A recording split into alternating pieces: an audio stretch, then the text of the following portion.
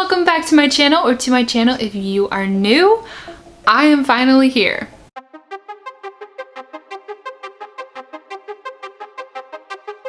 A couple videos ago, I talked about moving to Chicago, and as you can tell, I am somewhere different, and that is where I am. Got everything set up. I've got Halloween decorations up. I thought that this bookcase would be really cute in the back. Last week was like, let's explore, let's see what kind of food is around us.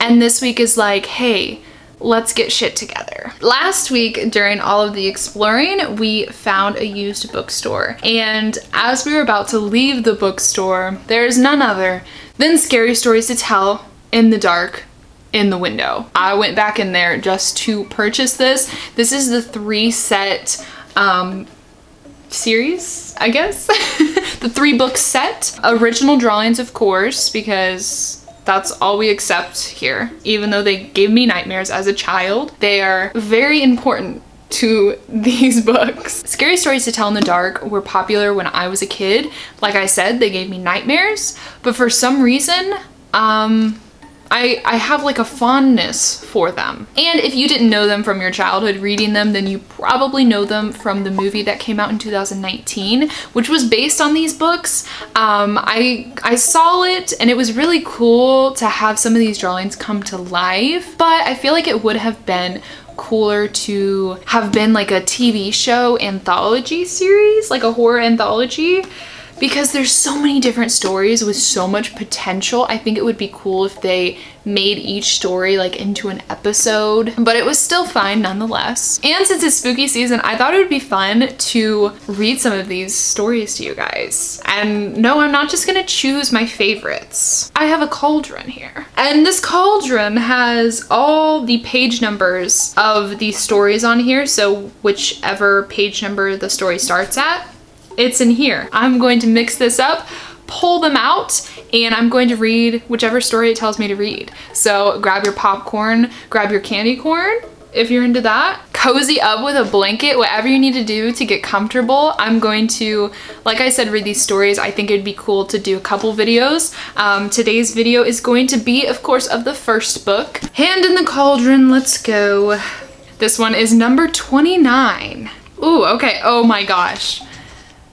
That's actually a little freaky. This has been the picture that I've been showing people every time I show them that I have this book now, because I got nightmares from this book. And this was one of the reasons why. This picture right here is terrifying. All right, let's go. The Haunted House. One time a preacher went to see if he could put a haunt to rest at a house in his settlement. The house had been haunted for about 10 years. Several people had tried to stay there all night, but they always would get scared out by the haunt. So this preacher took his Bible and went to the house, went on in, built himself a good fire, and lit a lamp. Sat there reading the Bible. Then just before midnight, he heard something start up in the cellar, walking back and forth, back and forth. Then it sounded like somebody was trying to scream and get choked off. Then there was a lot of thrashing around and struggling, and finally, everything got quiet. The old preacher took up his Bible again, but before he could start reading, he heard footsteps coming up the cellar stairs. He sat watching the door to the cellar, and the footsteps kept coming closer and closer. He saw the doorknob turn, and when the door began to open, he jumped up and hollered, "What do you want?" The door shut back, easy-like, and there wasn't a sound. The preacher was trembling a little, but he finally opened the Bible and read a while. Then he got up and laid the book on the chair and went to mending the fire. Then the haunt started walking again, and step, step, step up the cellar stairs. The old preacher sat watching the door, saw the doorknob turn, and the door open. It looked like a young woman. He backed up and said, "Who are you? What do you want?" The haunt sort of swayed like she didn't know what to do. Then she just faded out. The old preacher waited,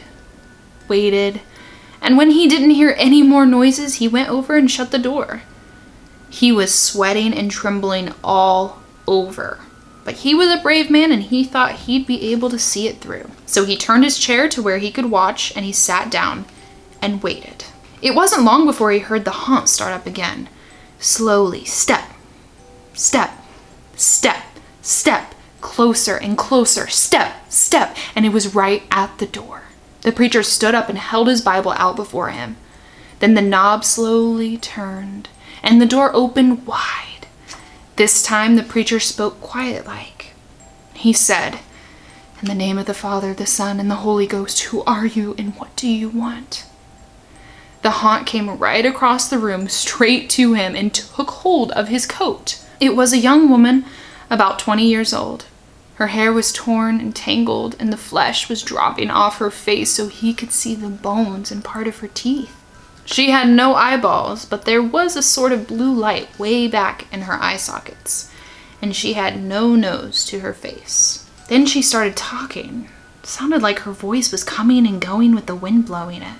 She told how her lover had killed her for her money and buried her up in the cellar. She said if the preacher would dig up her bones and bury her properly, she could rest. Then she told him to take the end joint of a little finger from her left hand and to lay it in the collection plate at the next church meeting, and he'd find out who had murdered her. And she said, "If you come back here once more after that, you'll hear my voice at midnight, and I'll tell you where my money is hid and you can give it all to the church." The haunt sobbed like she was tired, and she sunk down toward the floor and was gone. The preacher found her bones and buried them in the graveyard. The next Sunday, the preacher put the finger bone in the collection plate, and when a certain man happened to touch it, it stuck to his hand. The man jumped up and rubbed and scraped and tore at that bone trying to get it off. Then he went to screaming like he was going crazy. Well, he confessed to the murder and they took him on to jail. After the man was hung, the preacher went back to that house one midnight and the haunt's voice told him to dig under the hearth rock. He did, and he found a big sack of money, and where that haunt had held on to his coat, the print of those bony fingers was burned right into the cloth. It never did come out. The end. All right, let's choose another one. I hope you liked that story. That one was a longer one. 41. Okay. Oh gosh. The girl who stood on a grave. Some boys and girls were at a party one night. There was a graveyard down the street and they were talking about how scary it was. "Don't ever stand on a grave after dark," one of the boys said. "The person inside will grab you. He'll pull you under." "That's not true," one of the girls said. "It's just a superstition." "I'll give you $1 if you stand on a grave," said the boy. "A grave doesn't scare me," said the girl. "I'll do it right now." The boy handed her his knife. "Stick this knife in one of the graves," he said. "Then we'll know you were there." The graveyard was filled with shadows and was as quiet as death. "There's nothing to be scared of," the girl told herself. But she was scared anyway. She picked out a grave and stood on it. Then quickly, she bent over and plunged the knife into the soil, and she started to leave. But she couldn't get away. Something was holding her back. She tried a second time to leave, but she couldn't move.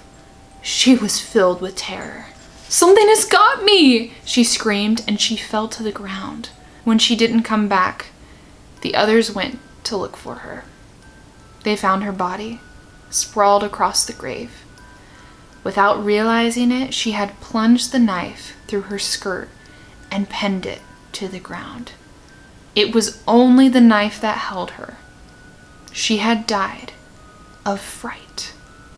Dun, dun, dun, dun. Okay, yikes. See, I feel like that one's a little more like, ooh, like they're scary, but they also have an element of like, oh, it was just her knife on her dress. Like she didn't like, there was no actually spooky thing. She just thought she was stuck, like, yikes. Let's pick one more story to read out of this book. Oh, there's two dates stuck together. Okay, 69. Oh my gosh, this picture is so, this baby's head is huge.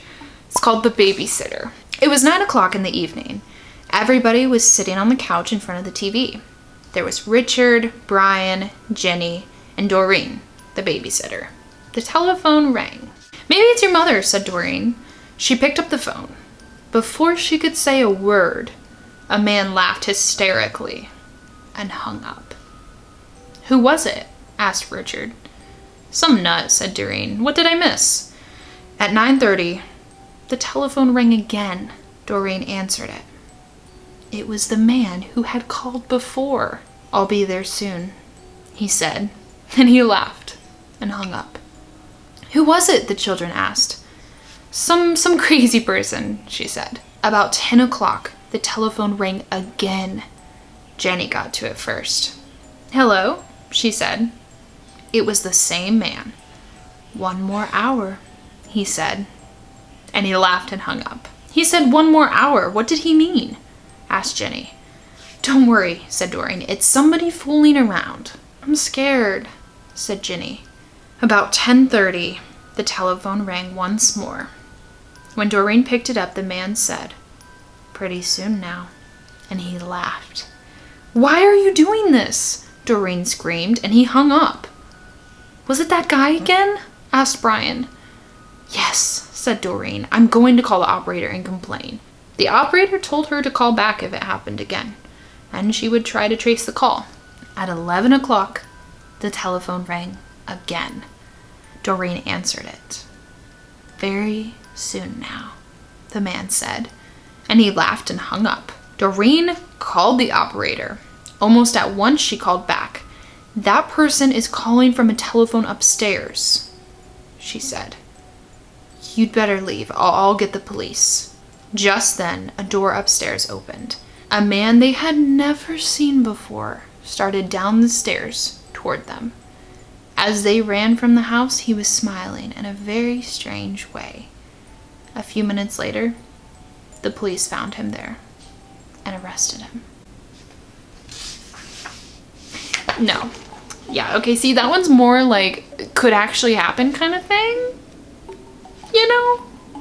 No. Gosh, there's so many other stories in here that I want to read, but I think that has been enough for this video, time-wise, for you guys to sit and listen and cozy up with me. Hopefully you've enjoyed this. Let me know if there's any of these stories that you really do want to hear, or maybe just some of your favorites, and subscribe to the channel if you haven't already. Thank you guys for sticking around while I've been MIA and moving. There's just been a lot going on with life right now. Moving is so stressful, so thank you guys for sticking around. I have some other videos that I filmed prior to moving, so I'm gonna try to get those edited and uploaded, and hopefully see you guys more consistently now. My social media accounts will be at the beginning of this video or in the description box below. I hope you guys have an amazing day or night, whatever it is where you are right now, and I will see you in the next video. Bye guys.